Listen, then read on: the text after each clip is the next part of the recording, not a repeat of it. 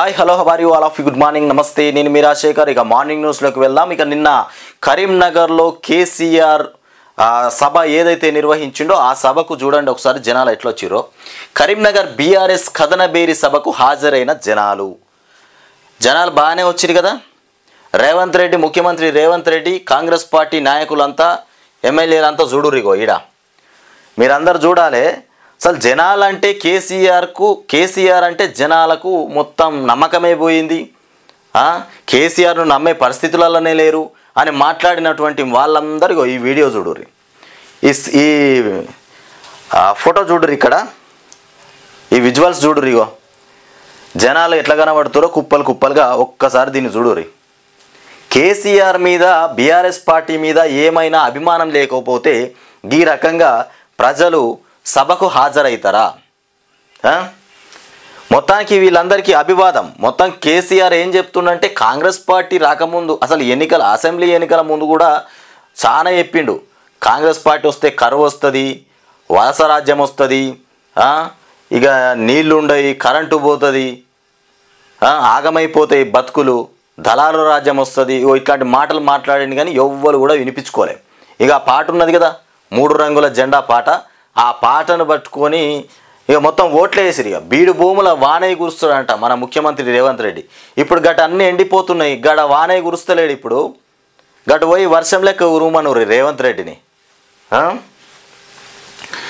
పాటకు తగ్గట్టుగా పాలన ఉండాలి, పాలన లేకపాయే. పాట గంభీరంగా ఉన్నది. రేవంత్ రెడ్డి గారు మీరు ముఖ్యమంత్రి కాకముందు మీ మాటలు వింటే ఇక ప్రజలు మొత్తం తెలంగాణ రాష్ట్రాన్ని మిద్దెల మీద అంతరాల మీద తీసుకుపోయినట్టుగా అనిపించింది. కానీ ఇప్పుడు ఏం లేదు, ఎక్కడనే ఇంకా పూర్తిగా కరువు వచ్చేసింది అనేటువంటి భయభ్రాంతులకు గురైపోతున్నారు ప్రజలు. అట్లాంటి పాలన అయిపోయింది. ఇప్పుడు నమ్మి ఓటేసినందుకు గొంతు విసికినట్టు అయిపోతుంది. రైతులైతే గొడా ఏడుస్తుర్రు. ఇక దద్దమ్మ ప్రభుత్వం చేతగాని పాలన గట్లే అయిపోతుంది. ఇప్పుడు దద్దమ్మ ప్రభుత్వము చేతగాని పాలననే. ఎట్లాంటి తెలంగాణ ఎట్లా అయిపోయే 3 నెలల్లోనే ఆగం చేసిండ్రు. 3 నెలలైనా ఎక్కువ కూడా కాదు. కాంగ్రెస్ వాళ్ళకు అధికారం కట్టబెచ్చింది 3 నెలలే. 3 నెలలనే గింత దిగజారిపోయింది తెలంగాణ రాష్ట్రం. ఆగం కేసీఆర్ పెట్టిన ప్రతి పనిలో కూడా పరిశీలన, పర్యవేక్షణ, ఎంక్వైరీలు, విచారణలు అనుకుంటా మొత్తం వాటి మీదనే. కానీ ప్రజలకు సేవ చేసింది లేదు, ప్రజలకు కావాల్సిన పని గురించి ఆలోచించినటువంటి ఆ దాఖలాలే లేవు. రేవంత్ రెడ్డి ఎట్లా ముఖ్యమంత్రి కావాలి అనేటువంటి ఆలోచనలో ఇంత అటో ఇటో ముఖ్యమంత్రి అయిపోయిండు. ఇప్పుడు పార్లమెంటు ఎన్నికలు ఉన్నాయి. ఈ ఎన్నికలకు కూడా ఎన్నికలలో ఓటు ఎట్లా పడాలి, ప్రజలను మోసం చేయాలి, ఇచ్చిన హామీలను ప్రారంభోత్సవాలు చేస్తుండు. ఆ ప్రారంభోత్సవాలు చేయడమేనా, వాటిని పూర్తి చేయడం ఉందా లేదా? అవిగా ఎన్నికలు అయిపోయిన తర్వాత ప్రజలు ఇప్పుడు మోసపోరు. ఆల్రెడీ నువ్వు చేసిన మోసానికి ఆల్రెడీ ఇప్పుడు ఆవేదనతో ఉన్నారు వాళ్ళు. చూస్తే అర్థమవుతుంది కదా ఇక్కడ కేసీఆర్ సభకు ఎంతమంది హాజరయ్యారో.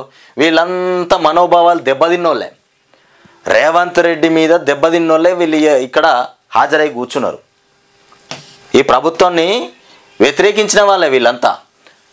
అదేం భాష, ఇదేం గోస. ప్రజల్ని గాలి కొదిలి శాపనార్థాల, ప్రజల్ని గాలి కొదిలి కేసీఆర్ మీద శాపనార్థాలు, కేటీఆర్ మీద శాపనార్థాలు, హరీష్ రావు మీద, మొత్తం బీఆర్ఎస్ నాయకుల మీద మొత్తం శాపనార్థాలే.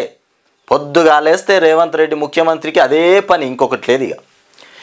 ఇక వన బాంబులు మెడలో పేగులు, మానవ బాంబులు మెడలో పేగులు. సీఎం మాట్లాడే భాషేనా మానవ బాంబులట. అంటే కేసీఆర్ను చూసి భయపడుతుండు కాబట్టి మానవ బాంబులు, మెడలో పేగులు వేసుకొని తిరుగుతాడట. సీఎం హోదాలో ఉండి మాట్లాడాల్సినటువంటి మాటలే నా ప్రజలారా, ఒక్కసారి మీరు గమనించాలి ఈ మాటలన్నీ. మళ్ళా మోసపోవద్దు, కాంగ్రెస్కు కర్రు కాల్చి ఇక సురుకు పెట్టాలి. ఈ మాట కర్ర కాల్చి సురుకు పెట్టాలని 3 నెలల కిందనే కేసీఆర్ మస్తుగా మొత్తుకున్నాడు. కర్ర కాసి సురుకు పెట్టడం కాదు కానీ ఏ పని కూడా చేయలే. మంచిగా ఓట్లు గుద్దిరు, ముఖ్యమంత్రిగా రేవంత్ రెడ్డిని నిలబెట్టిరు. ఇప్పుడు అర్థమైపోతుంది. పొద్దున్న దాకా రాత్రి ఎప్పుడో కరెంటు పోవడం, పొద్దుగాల ఎప్పుడో కరెంటు పోవడం, పొలాల కాడ కరెంటు లేకపోవడం. రైతులు అప్పుడు హ్యాపీగా బతికిరు, సంతోషంగా బతికిరు. ఎప్పుడు పోతే అప్పుడు మీటర్ల కాడికి పోయి బోర్ల కాడికి పోయి కరెంట్ ఒత్తుకుంటే నీళ్లు పోసినటువంటి విషయం ఉండే. ఇప్పుడు కరెంట్ ఎప్పుడు వస్తుందో తెలియదు, ఎప్పుడు పోతుందో తెలియదు అనేటువంటి ఆలోచనలో పడిపోయారు రైతులు మొత్తం. ఇక కేసీఆర్ పక్కకు జరగగానే కరెంటు నీళ్లు ఒక్కటెనక ఒకటి బంద్ అయిపోయినాయి. ఇక రైతుల బాధ చూస్తుంటే కళ్ళల్లో నీళ్ళు వస్తున్నాయి. ఇది కాంగ్రెస్ పాలన, ఇక కళ్ళల్లో నీళ్ళు వస్తున్నాయని కేసీఆర్ చెప్తుండే. ఇది కాంగ్రెస్ పాలనే, ప్రకృతి పాలన కాదు ఇది. తెలంగాణ ఆత్మగౌరవం తాకట్టు పెట్టిండ్రు. ఇక ఢిల్లీకి సూట్ కేసులు మోస్తున్నారు. వాస్తవమే, మనం కష్టపడి కొట్లాడి తీసుకొచ్చుకున్నటువంటి తెలంగాణను ఇవాళ ఢిల్లీ చేతిలో పెట్టినట్టు అయిపోయింది. మళ్ళా మన రాష్ట్రం మనం తెచ్చుకుంటే ఏం లాభం లేదు. ప్రజలకైతే ఇది ఫస్ట్ ప్రజలు ఇది అర్థం చేసుకోవాలి.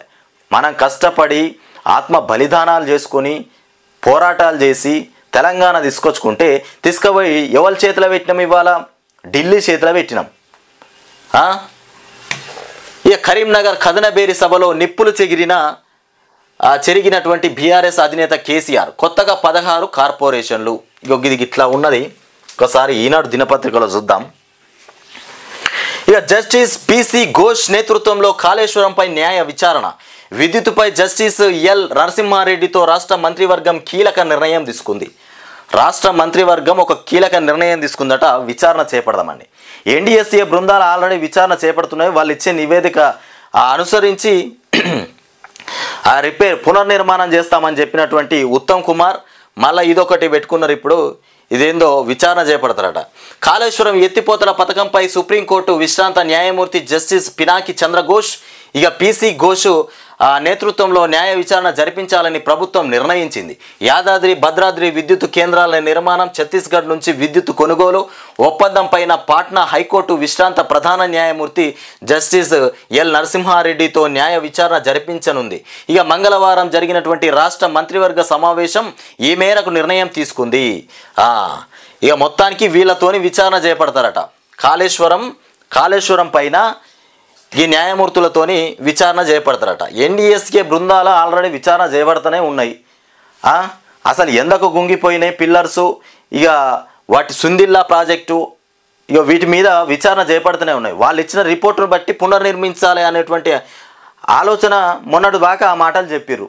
మళ్ళీ ఇప్పుడు న్యాయమూర్తులతోని విచారణ చేపడతామని ఇప్పుడు ఒకటి ఇది క్యాబినెట్ మొత్తం మీద నిర్ణయం తీసుకున్నారట. క్యాబినెట్లో మంత్రివర్గంలో నిర్ణయం, ఇక మంత్రివర్గ సమావేశం ఈ మేరకు నిర్ణయం తీసుకుంది. ఇక 100 రోజుల్లో 2 కమిషన్లు విచారణ పూర్తి చేయాలని కోరింది. ఇక కాళేశ్వరం ఎత్తిపోతల పథకంలో భారీగా అవినీతి జరిగిందని ఇక అధికారంలోకి వచ్చాక దీనిపై విచారణ జరిపిస్తామని కాంగ్రెస్ ఎన్నికల మేనిఫెస్టోలో ప్రకటించింది. అధికారంలోకి వచ్చాక ముఖ్యమంత్రి రేవంత్ రెడ్డి, నీటిపారుదల శాఖ మంత్రి ఉత్తమ్ కుమార్ రెడ్డిలు ఇక పలు సందర్భాల్లో కాళేశ్వరం ప్రాజెక్టుపై న్యాయ విచారణ జరిపిస్తామని ప్రకటించారు. ఇక ఈ ప్రకటన చేసిరు కదా, ఆ ప్రకటన చేసినందుకే ఇప్పుడు న్యాయ విచారణ చేపిస్తామంటారు. పార్లమెంటు ఎన్నికలు ఉన్నాయి కదా, మీరు విచారణ చేపిస్తా అన్నారు, ఎన్నికలకు ముందు కూడా చెప్పిర్రు, ఇప్పుడు కూడా అవే మాటలు మాట్లాడుతున్నారు. రేవంత్ రెడ్డిని నిలదీస్తాడో అన్నటువంటి ప్రజలు నిలదీస్తారో అన్న భయంతో ఇప్పుడు మళ్ళీ కథ ముంగటేసుకున్నాడు. విచారణ చేపడతామని మళ్ళీ అంటురట. ఇక మంత్రివర్గ సమావేశంలో నిర్ణయించిరట. ఇక కొత్తగా 16 కార్పొరేషన్లు, కుల వృత్తులకు ఆర్థికంగా అండా, ఇక అర్హులందరికీ తెల్ల రేషన్ కార్డులు ఇవి ఎప్పుడు ఇస్తారు మరి? ఎన్నికలకు ముందా, ఎన్నికలు అయిపోయినాకనా? ఇక కార్డుతో సంబంధం లేకుండా ఆరోగ్యశ్రీ, ఇక 2008 డిఎస్సి అభ్యర్థులకు ఉద్యోగాలు, మహిళా సంఘాల ఉత్పత్తులకు బ్రాండులు రాష్ట్ర మంత్రి మండలి సమావేశం ఆమోదం తెలిపింది. మొత్తం మీద ఇక కాళేశ్వరం ప్రాజెక్టు పైన ఇంకా కుల వృత్తులకు కొత్తగా 16 కార్పొరేషన్లు, ఇవన్నీ మంత్రిమండలి సమావేశంలో మాట్లాడిరట. ఇవన్నీ మాటల వరకే ఉంటాయి కానీ చేతల వరకు మాత్రం పోయేటట్లు ఇవి. ఇక 5 ఏళ్లలో 1 కోటి మంది మహిళలను కోటీశ్వరులను చేస్తాం. 5 ఏళ్లలో 1 కోటి మంది మహిళలను కోటీశ్వరులను చేస్తాడంట. ఇక మా ప్రభుత్వాన్ని పడగొట్టాలని మోదీ కేసీఆర్ కుట్రలు, త్వరలో 10 లక్షల మందితో మహిళా కవాతు, ఇక కాంగ్రెస్ సర్కారును కూల్చుతామనేటువంటి వారికి గుణపాఠం చెబుతాం. రాష్ట్ర మహిళా సదస్సులో సీఎం రేవంత్ రెడ్డి, మీ ప్రభుత్వాన్ని కూల్చాల్సినటువంటి అవసరం ఈ పార్టీలకు, మోదీకి లేదు, కేసీఆర్కి లేదు.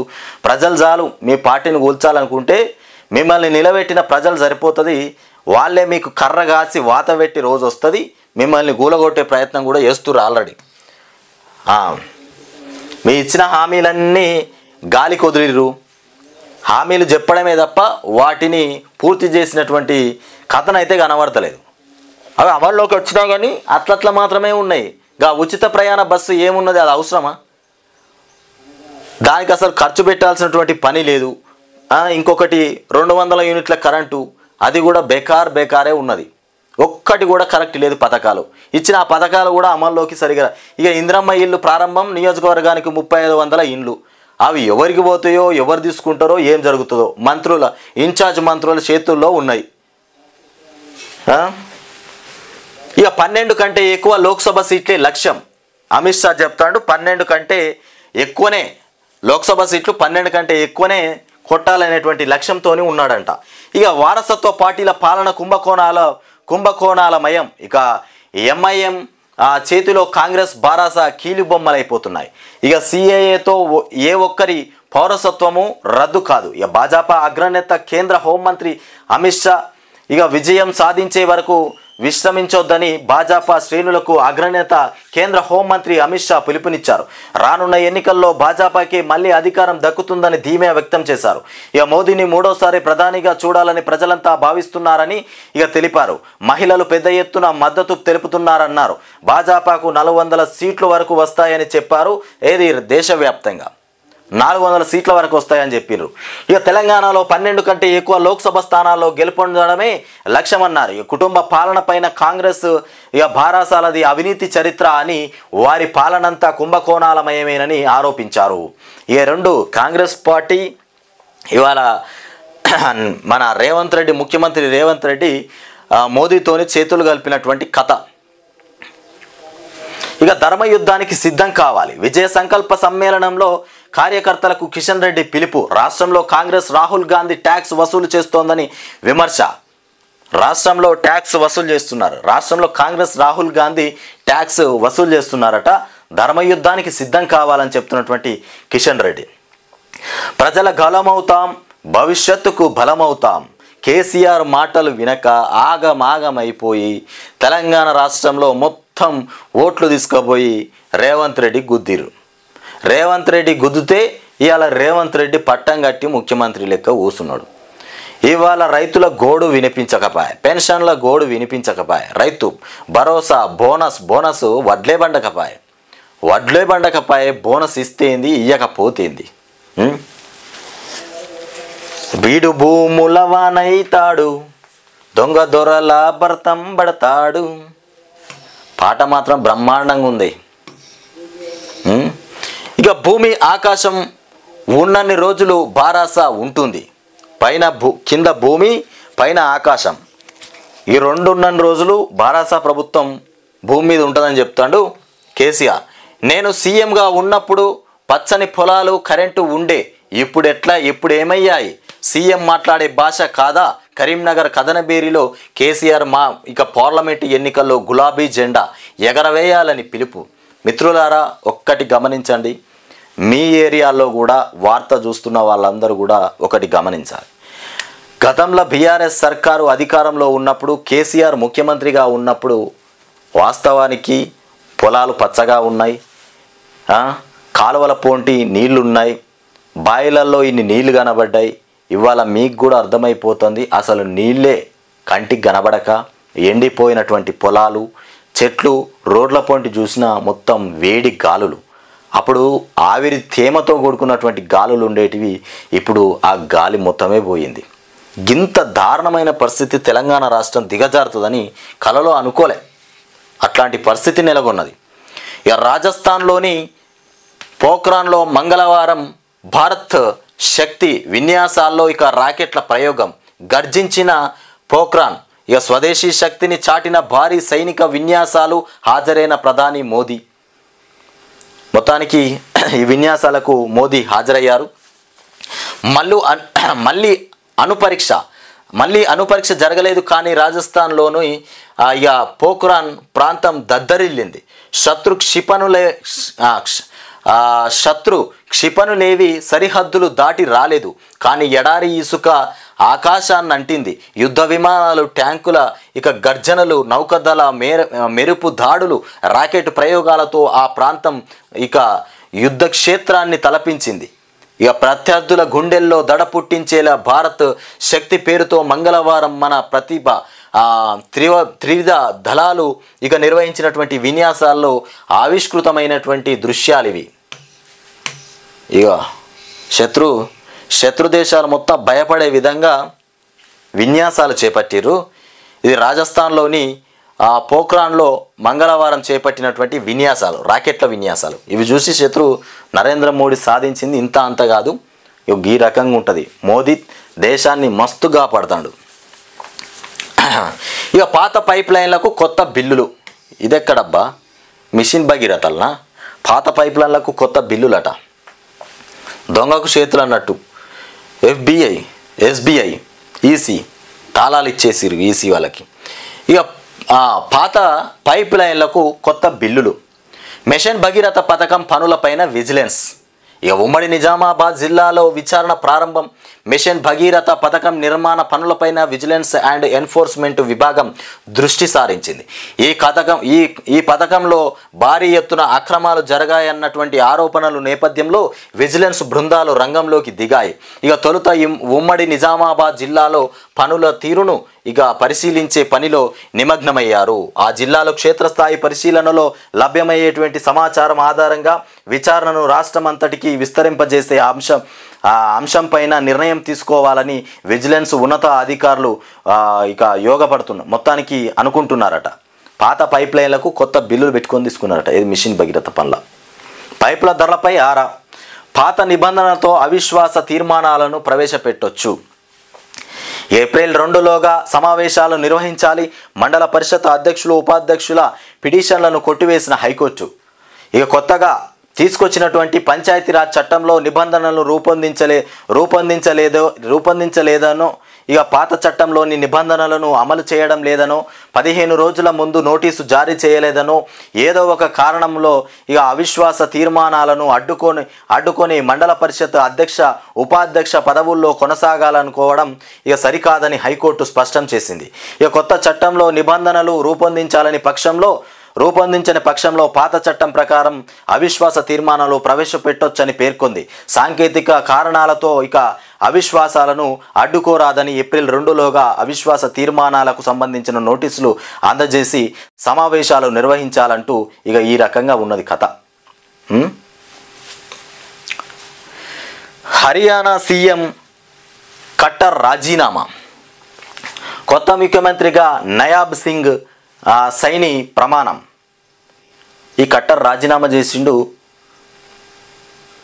నయాబ్ సింగ్ సైని సీఎంగా ప్రమాణ స్వీకారం చేసిరు. ఈసీ చేతికి ఎన్నికల బాండ్ల వివరాలు. సర్వోన్నత న్యాయస్థానం ఆదేశాలతో అందజేసిన SBI. సెప్టెంబర్ 17 హైదరాబాదు విమోచన దినోత్సవం ఇక అధికారికంగా నిర్వహించాలని కేంద్రం నిర్ణయం. హోంశాఖ నోటిఫికేషన్. ఆంధ్రజ్యోతిలో ఒకసారి చూద్దాం ఏమేమి వార్తలు వచ్చినాయి. అమిత్ షా ఒకవైపు నిన్న సమావేశం పెట్టిరు హైదరాబాదులో. ఇక్కడ కరీంనగర్లో కేసీఆర్ పెట్టిండు. హైదరాబాద్లోనే మళ్ళీ మన ప్రియతమ ముఖ్యమంత్రి రేవంత్ రెడ్డి కూడా పెట్టినటువంటి సమావేశం. ఇక దిగొచ్చిన SBI. సుప్రీంకోర్టు ఆదేశాల మేరకు ఎన్నికల బాండ్లు ఇచ్చేసిందట సుప్రీంకోర్టు. సుప్రీంకోర్టు ఆదేశాల మేరకు 24 గంటల సాయంత్రంలోగా అప్పచెప్పాలి. 26 రోజులు సమయం ఇస్తే 1 రోజుల్లో పూర్తి చేసి పడేసారు. సీరియస్ యాక్షన్ అంటే ఇట్లుంటుంది సుప్రీంకోర్టు యాక్షన్, అట్లుంటుంది. ఇక వివరాలు ఎన్నికల కమిషన్కు సమర్పణ. ఆ వివరాలు బయట పెడితే అంతర్జాతీయ సమాజంలో మన పేరు ప్రతిష్టలకు దెబ్బ తాకుతుంది. సుప్రీం తీర్పుపై ప్రెసిడెన్షియల్ రిఫరెన్స్ కోరండి. రాష్ట్రపతికి SBI చీఫ్ లేఖ. SCBA చీఫ్ లేఖ. ఇక 12న సుప్రీంకోర్టు దెబ్బకు SBI దిగొచ్చింది. వివరాల సమర్పణకు గడువు పెంచేది లేదని 5 సభ్యుల రాజ్యాంగ ధర్మాసనం తేల్చి చెప్పడంతో ఇక ఎలక్టోరల్ బాండ్ల వివరాలను మంగళవారం సాయంత్రం ఎన్నికల కమిషన్కు సమర్పించింది. ఇక ఇప్పుడు ఆ వివరాలను ప్రజా బాహుల్యం ముందు ఉంచాల్సినటువంటి బాధ్యత ఈసీ మీద ఉంది. సుప్రీం ఆదేశాల మేరకు శుక్రవారం మార్చి 15 సాయంత్రం 5 గంటల్లోగా ఎన్నికల కమిషన్ ఆ వివరాలను మొత్తానికి ప్రజల ముందు ఉంచాలంట. ఈ వివరాలన్నీ అది ఈసీ బాధ్యత. ఇది ఇట్లా ఉంటే 2 జ్యుడిషియల్ కమిషన్లు. కాళేశ్వరం విద్యుత్తు కాళేశ్వరం మీద, విద్యుత్ మీద ప్రాజెక్టులపై విచారణకు క్యాబినెట్ మీటింగ్లో మంత్రివర్గ సమావేశంలో తీసుకున్నటువంటి నిర్ణయం. ఏం నిర్ణయం తీసుకున్నారు? 12 సీట్లు పక్కా గెలుస్తామని చెప్తారు. 12 సీట్లు గెలుస్తామని అమిత్ షా, కిషన్ రెడ్డి వీళ్ళ ఆలోచన. ఇక నిన్న ఇది చూసినాం కదా, భక్తి శ్రద్ధలతోనే చిన్న పీట మీద కూర్చున్నా. అబ్బా, దాని మీద నీ మీద చాలామంది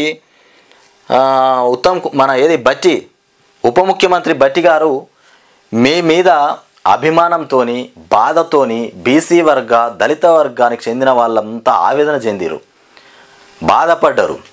బట్టిని పీట మీద కూర్చుండబెట్టిరని చాలామంది ఆవేదన పడితే, ఇవాళ మీరు నా ఇష్టంతోనే కూర్చున్నా అని అందరినీ ఫూల్ చేసి పడేసిరు కదా. నా ఇష్టంతోనే కూర్చున్న చిన్న పీట మీద అన్నాక మేము ఏం చేస్తాం? ఇక ప్రజలు కూడా ఏం చేస్తారు? నిన్నొకటి ఇవాళొకటి. ఎవరికి తల వంచే వాడిని కాను, ఉప ముఖ్యమంత్రిగా ప్రభుత్వాన్ని శాసిస్తున్నా. ఏదేమైనా ప్రభుత్వాన్ని అంటే అధికారం విషయంలో చిన్నపీట మీద కూర్చున్నాము, ఇవాళ కాంగ్రెస్ పార్టీకి ఏదో అన్యాయం జరిగిపోతుందని మన ఆత్మవిశ్వాసాన్ని చంపుకోవాల్సిన అవసరం లేదు. నిజమేదో నిర్భయంగా చెప్పండి. ఉత్తమ్ కుమార్ భట్టి గారు, మీరు ఖచ్చితంగా కింద కూర్చున్నది మీ ఇష్టపూర్వకంగా కూర్చున్నారా, వాళ్ళు వేసిన పీటకే కూర్చున్నారా, అది మీకే తెలిసి ఉంటుంది. కానీ ఇవాళ ఎన్నికలను దృష్టిలో పెట్టుకొని రేపొద్దున రోడ్డు ఎక్కినా, రేపొద్దున కాంగ్రెస్ పార్టీని వీడినా మీ మాటలు మాకు వినిపిస్తాయి. మీరు తప్పకుండా మాట్లాడతారు, ప్రజలు కూడా తెలుసుకోగలుగుతారు, మీ నోరుతోనే మీరు చెప్పగలుగుతారు కూడా. నిజానికి మీరే కూర్చున్నారా, మరి చిన్నపీట వాళ్ళు వేసిరా, మరి చిన్నపీట మీద కూర్చోవాల్సిన అవసరం ఏమొచ్చింది? ఇక సింగరేణి అతిథి గృహ శంకుస్థాపనలో బట్టి విక్రమార్క. ఇక సంస్థలో 1352 ఉద్యోగాల భర్తీ. జైపూర్ రామగుండంలో 800 మెగావాట్ల ఆ ప్లాంటు ఇక బట్టి. ఇది ఇట్లా ఉంది. ఇక ఫోక్రాన్లో భారత్ శక్తి విన్యాసాలను తిలకిస్తున్న ప్రధాని మోదీ, రాజ్నాథ్ సింగ్. యుద్ధ విమానాలు, యుద్ధ వాహనాలు ఇక్కడ చూడురిగా. రక్షణలో స్వావలంబన, దేశీయంగా రక్షణ పరికరాల తయారీ రెట్టింపు. రక్షణ పరికరాల తయారీ రెట్టింపు. మోదీ రెట్టింపు చేసి మొత్తాన్ని దేశాన్ని కాపాడే ఆలోచనలో ఉన్నాడు. మూడోసారి కూడా మోదీయే ప్రధాని. 10 ఏళ్లలో 1,00,000 కోట్లు దాటిన ఉత్పత్తి. ఇక భారత్ శక్తి విన్యాసాల్లో ప్రధాని మోదీ వెల్లడి. అహ్మదాబాద్ నుంచి 10 వందే భారత్కు పచ్చ జెండా. 85 కోట్ల రైల్వే ప్రాజెక్టులకు శ్రీకారం.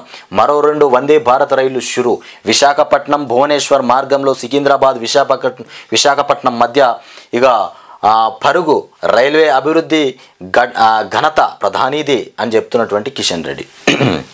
ప్రధానిది, దేశాన్ని కాపాడేది ప్రధానియే, రైల్వే పనులలో కూడా ముందుండేది ప్రధానియే. ప్రధాని ఉంటేనే బాగుండదు. మరి ఇలా ఇగో ఇదేంటిది, మోదీ కేసీఆర్ మధ్య చీకటి ఒప్పందం. ఈ చీకటి ఒప్పందము రేవంత్ రెడ్డికి మోదీకి ఉందని మేము అందరం అనుకుంటున్నాం, ప్రజలు అదే అనుకుంటారు. ఇది అది అట్లే అనుకుంటారు. ఇక మా సర్కారును కూల్చే కుట్ర కాంగ్రెస్ జోలికి వస్తే కనుగుడ్లు పీకేస్తాం.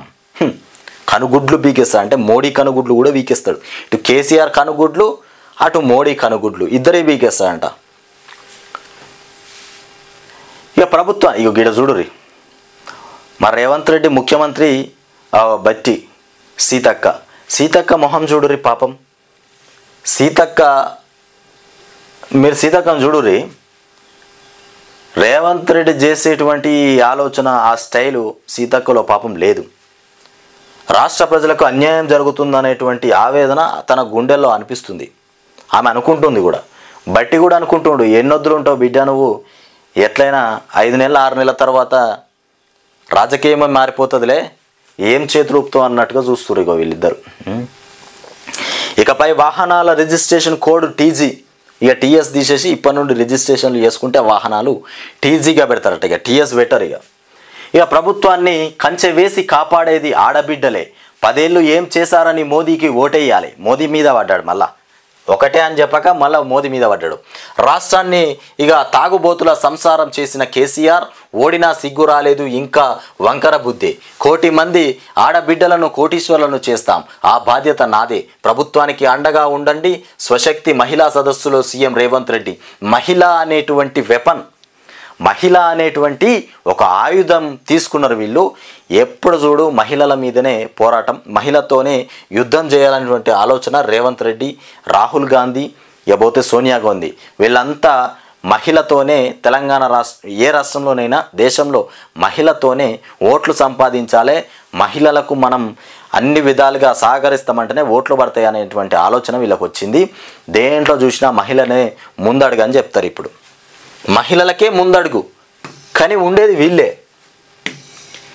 ఈ కారు దిగేస్తున్నారు. కాంగ్రెస్ బీజేపీ వైపు బీఆర్ఎస్ నేతల చూపు. కీలక నేతల్లో కొందరు పార్టీ మారే అవకాశాలు.